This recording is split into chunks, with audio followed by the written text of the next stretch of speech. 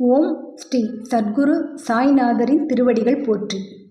Hi friends, இந்த நாள் உங்கள் அனைவருக்கும் இனிமை மிகுந்த நாளாக அமைந்திட இறைவனை வேண்டி வீடியோவுக்குள் அழைக்கிறேன். இந்த வீடியோவில் சாய்பாபா தன் கையாலேயே யாரையும் உதவிக்கு அழைக்காமல் கோதுமையை அரைக்க துவங்குகிறார். பின் அரைத்ததை என்ன செய்திருப்பார்?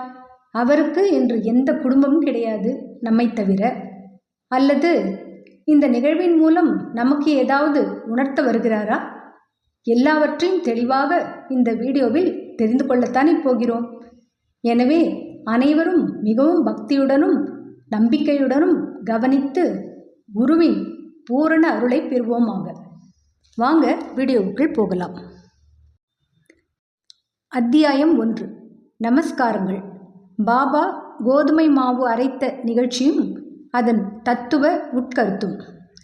புராதனமானதும் மிக்க மரியாதை உள்ளதுமான வழக்கத்தின்படி ஹேமந்த் பந்த் இந்த சாய் சச்சரிதத்தை பல்வேறு நமஸ்காரங்களுடன் எழுத ஆரம்பிக்கிறார்.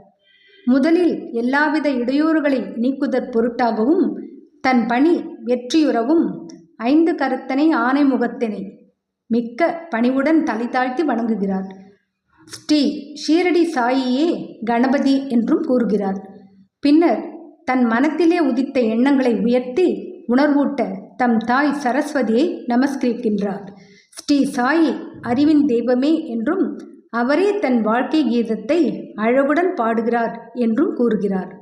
ஆக்கல், காத்தல், அழித்தல் என்னும் முத்தொழிலையும் முறையே நிகழ்த்தும் பிரம்மா, விஷ்ணு, சங்கரர் ஆகியோரையும் வணங்கி சாய்நாதர் அவர்களுடன் ஒன்றானவர் என்றும் சம்சாரம் என்னும் ஆற்றினை நாம் தாண்ட நம்மை சுமந்து செல்லவல்ல மாபெரும் சத்குரு என்றும் விளம்பி பின்னர் பரசுராமரால் கடலினின்று உயர்த்தப்பட்ட கொங்கண தேசத்தில் அவதரித்து தம்மை காக்கும் தம் குலதெய்வமான நாராயண் ஆதிநாத் மற்றும் குடும்பத்தின் ஆதி புருஷரையும் நமஸ்கரித்து பின்னர் தனது கோத்திரத்தில் அவதரித்த பரத்வாஜ முனிவரையும் பல்வேறு ரிஷிகளான யக்ஞவல்கியர், பிருகு, பராசரர், நாரதர், வேதவியாசர், ஜனகர், ஜனந்தனர், ஜனத்குமாரர், சுகர், சௌனகர், விஸ்வாமித்ரர், வசிஷ்டர், வால்மீகி, வாமதேவர், ஜைமினி, வைசம்பாயனர், நவயோகிந்தரர் முதலியோரையும் நவீன மகான்களாகிய நிவ்ருத்தி, ஞானதேவர், சோபான், முக்தாபாய், ஜனார்த்தனர், ஏக்நாத், நாமதேவர், துகாராம், கனகர், நரஹரி முதலானோரையும் பணிந்து தலைவணங்கி பிறகு தனது தாத்தாவான சதாசிவரையும் தகப்பனாரான ரகுநாதரையும் தம் இளம் வயதில் மறைந்த அன்னை மற்றும் அவரை வளர்த்த அத்தை அன்பிற்குரிய அண்ணன் ஆகியோரையும் வணங்கி பின்னர் படிப்பவர்களை வணங்கி தமது பணிக்கு முழு அன்பையும் சிதையாத கவனத்தையும் கொடுத்தருள வேண்டிக் கொண்டு கடைசியாக தனது ஒரே அடைக்கலமும் பிரம்மமே மெய்ப்பொருள், பாரனைத்தும் மாயத்தோற்றம் என்று தனக்கு உணர்விக்கின்ற ஸ்ரீ தத்தாத்ரேயரின் அவதாரமான சத்குரு ஸ்ரீ சாய்பாபா அவர்களை நமஸ்கரித்து அங்கனமே எம் பெருமான் பதியும் எல்லா ஜீவராசிகளையும் வணங்கி துதிக்கின்றார். பராசரர், வியாசர், சாண்டில்யர் முதலியோரது கருத்தின்படி பக்தியால் பலகாலும் துதித்தவற்றை சுருக்கமாக கூறிய பின்பு ஆசிரியர் பின்வரும் நிகழ்ச்சியை விவரிக்கிறார். 1910ஆம் ஆண்டிற்கு பின் எப்போதோ ஒரு நாள் நல்ல காலை நேரத்தில் மசூதிக்கு சாய்பாபாவை தரிசிப்பதற்காக சென்றிருந்தேன். பின்வரும் நிகழ்ச்சியை கண்ட நான் ஆச்சரியத்தால் தாக்கப்பட்டேன். தமது முகம், வாய் இவற்றை கழுவிய பின்பு சாய்பாபா கோதுமை மாவு அரைக்க தயார்படுவதில் முனைந்தார்.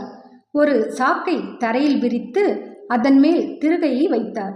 பின்பு முரத்தில் கொஞ்சம் கோதுமையை எடுத்து தம் கஃப்னியின் கைகளை மடக்கிவிட்டு கொண்டு கையளவு கோதுமையை திருக்கை குழியில் இட்டார்.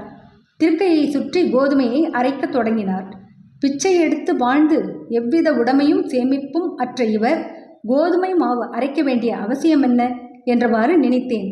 அங்கு வந்த சிலரும் அவ்வாறே எண்ணினார்கள்.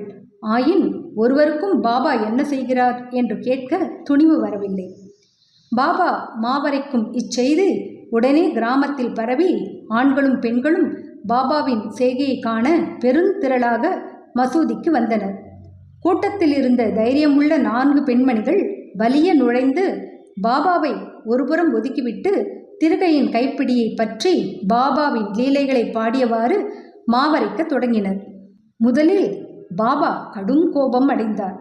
ஆயின் அந்த பெண்மணிகளின் அன்பையும் பக்தியையும் கண்டு மிக்க சந்தோஷம் அடைந்து புன்னகை புரியலானார். அவர்கள் அவ்வாறு அரைத்து கொண்டிருக்கையில் பாபாவுக்கு வீடோ பிள்ளைகளோ அன்றி அவரை கவனிக்க யாருமே இல்லை ஆதலாலும், அவர் பிச்சை எடுத்து வாழ்ந்தார் ஆதலாலும் அவருக்கு ரொட்டி செய்ய கோதுமை மாவு தேவை இருக்கவில்லை. எனவே இவ்வளவு அதிகமான மாவை என்ன செய்வார்? ஒருவேளை பாபா அன்பாயிருக்கும் காரணத்தால் இம்மாவை நமக்கு பகிர்ந்து கொடுத்து விடுவார் என்றவாறு எண்ணமிட்டபடி பாடியவாறே அரைத்து முடித்து திருகையை ஓரத்தில் நகர்த்திவிட்டு கோதுமை மாவை 4 பிரிவாக பிரித்து ஆளுக்கு ஒவ்வொரு பகுதியாக எடுத்துக்கொள்ள தொடங்கினார்கள். இதுவரை அமைதியாகவும் அடக்கமாகவும் இருந்த பாபா கோபமடைந்து, பெண்களே, உங்களுக்கு பைத்தியம் பிடித்து விட்டதா?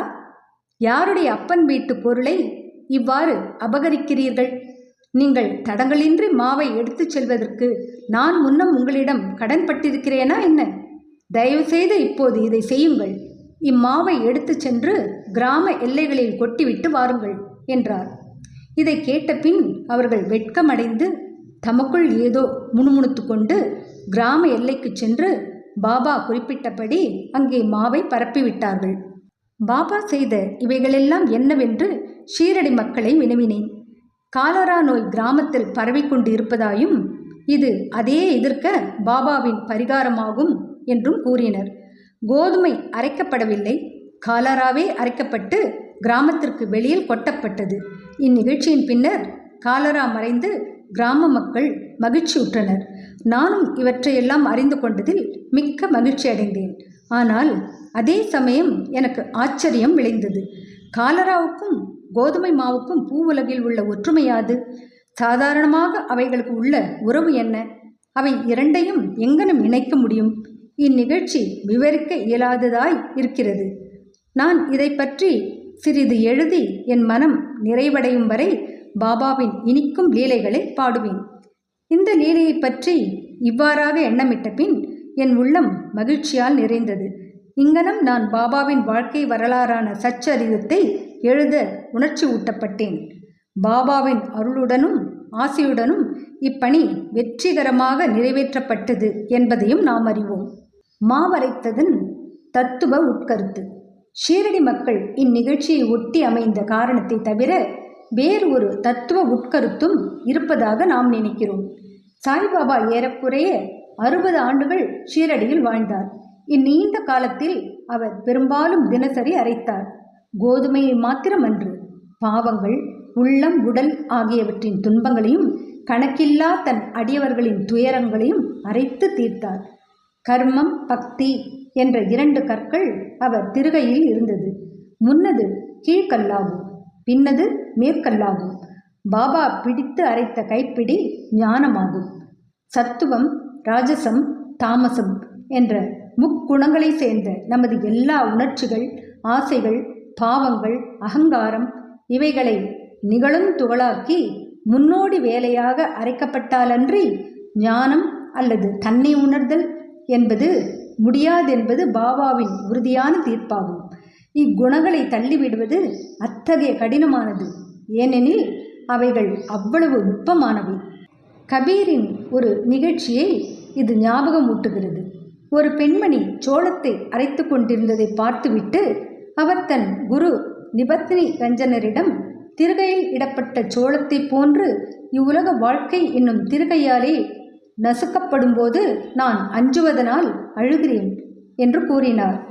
நிபத்னி ரஞ்சனர், பயப்படாதே, நான் செய்வது போல் இத்திருகையில் உள்ள ஞானம் என்னும் பிடியை பிடித்துக்கொள். அதிலிருந்து நெடுந்தோறும் சென்று திரியாதே, ஆயின் உட்புறமாக திரும்பு. அப்போது நீ காப்பாற்றப்படுவது நிச்சயம் என்று பதிலளித்தாராம்.